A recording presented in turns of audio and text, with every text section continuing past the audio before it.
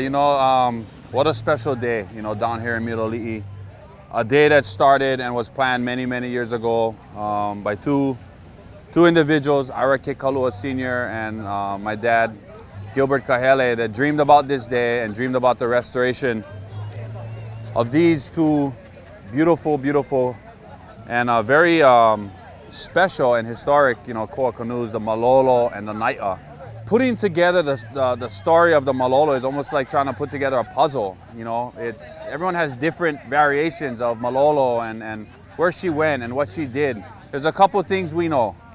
Malolo won the 1954 Molokai Channel. We know that for sure. She was one of the most storied koa racing canoes in Hawaii history. The gentlemen in the va'a here are legends. Rabbit Kekai, Duke Kahanamoku, Richard Makua, Alex Apo, the coach, John D. Kaupiko, legends in Hawaii canoe racing. Won the Molokai Channel on October 24th, 1954, set the record 6 hours and 5 minutes in 30-foot swells on the channel. And she had a very awesome history in the paddling community. The story was that Kekumu Kawauhau, who built Malolo, built both the Malolo and the Nai'a out of a single gigantic koa log that was harvested from the forest in Honomalino in the mid-1920s. They got this big, massive koa log, and he built both canoes from the single log, brother and sister canoes, Malolo, Nai'a. Now, interestingly enough, they took their own journeys. They left, right? Malolo left, I'm not sure where Nai'a went, and they went off on their own for over 70 years. And in 2012, they were a quarter mile apart in Hilo, in Panaeva, in about the worst shape they had ever been in. And no one knew both were there? No one knew both were there. Nai'a is at the Kekalua's house. Malolo is in Panaeva at the Bumate's house. And they were sitting there and just, it was like if you didn't do something now, you was gonna be lost forever.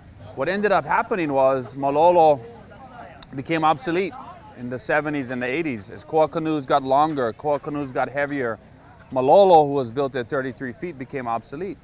And this beautiful, storied, great canoe got put on the side. Got put in a storage shed at Alawai Boat Harbor and remained there for many, many years until an effort by several individuals to bring Malolo from Oahu back to Hawaii Island. She was taken from Miloli'i in the late 1930s by Lukela Kaupiko, otherwise known as John D. Kaupiko, who brought Malolo to Oahu to race. So in 2000, Malolo came back to Hawaii Island and she remained here in Miloli'i, but what ended up happening was the termites, the bumblebees, the sun caused further damage to Malolo. So we decided to maybe move Malolo to Hilo and work on her restoration there. Well, what ended up happening was the situation became worse. Because of the moisture, because of the rain, because of Hilo's climate, Malolo started deteriorating rapidly. And by 2011, 2012, she was in pretty bad shape. My dad was the one to tell me, hey, I recall the Nai'a's down there, let's go check her out. So we went down to go take a look at the Nai'a and we saw what she looked like. And then we knew the Malolo was at the other house. So we went to the other house and that's when, it was just kaumaha. You were sad. My dad was sad inside and Uncle Ira was sad inside. They're like, Gil, Ira, we gotta do something. So they said, you know what? We don't know how much it's gonna cost. We don't know how we're gonna get the money, but we're gonna do it. And they decided in Keaukaha and in Panaeva that they were gonna restore both the Malolo and the Nai'a at the same time. So we transported her to Master Kalaiva'a Bill Rosehill, who was chosen as the canoe craftsman and the canoe builder to restore both canoes. And in 2013, we started the restoration. I knew how to do everything. It was just the size of the job was probably the biggest job I've ever undertaken. But the work I have done, the work that was accomplished here on Malolo, I have accomplished on other canoes in the past, just not to the extent that the Malolo required. Malolo was in such bad shape, I had to bring a construction company in, JCP Construction, to frame up Malolo without nails, to build braces all along her cross beams and to strap her up and tighten her to even make it secure so she could transport to Rose Hills so that she didn't fall apart on the road. That's how bad she was. Both canoes came missing parts, and other parts were present but were falling apart. There was a big hole at both ends of the canoe.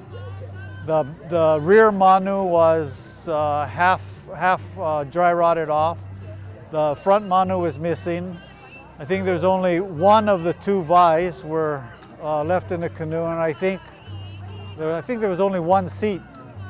So it was a complete rebuild. It was a challenge, but it's you know, when you have the love for something, it's therapeutic. It's really not work. Although yes, it's work and it's laborious and it's time consuming. But when you enjoy it, it's a labor of love, and you get to see the resurrection of something that really was lost, because the condition that the two canoes came to me, many people said, "Why haven't you thrown that in the fire pit?" So, but you know, both canoes have so much history, and there was some good wood left, so it's worth bringing the canoe back to life rather than, you know, throwing it away, discarding it. When Bill assessed Malolo, the assessed value to restore her was $75,000, and we didn't have anything at the time.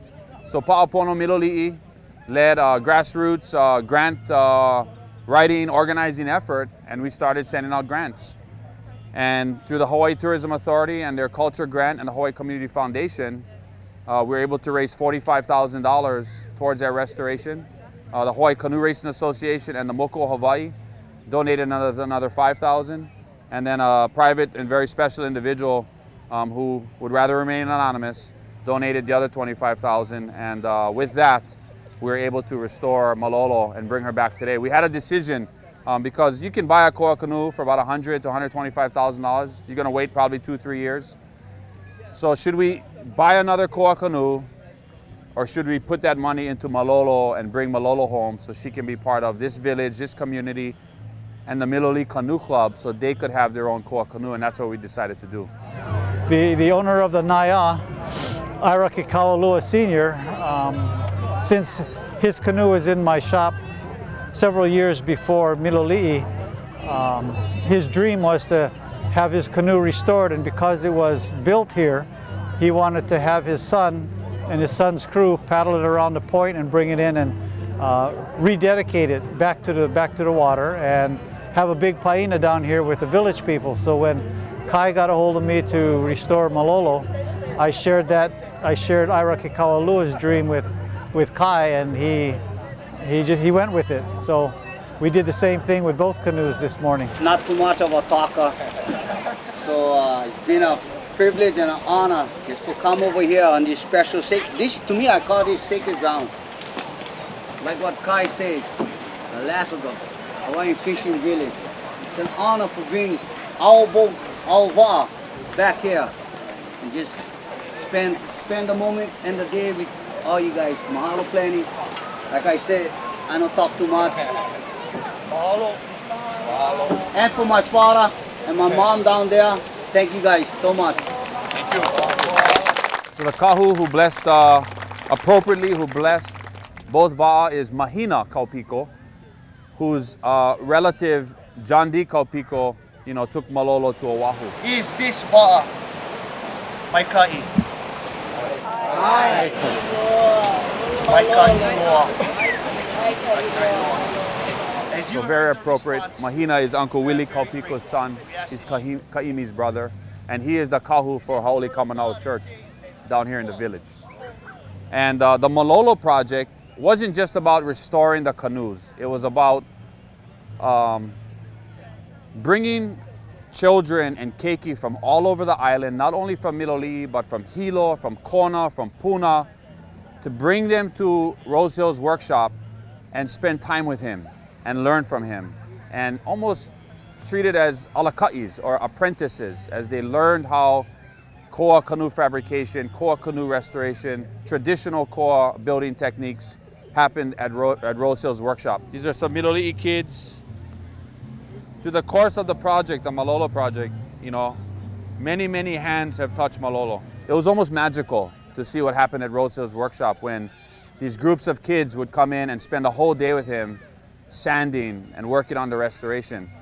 On December 17th was the last time my dad had a chance to spend with Malolo at Rose Hills Workshop, and he spent time with the children from Lanakila Learning Center at Hilo High School, and we spent the day there.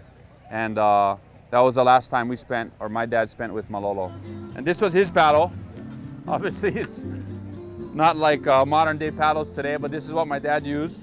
And you know, it was an honor for me today to sit in the #1 seat, bring Malolo home.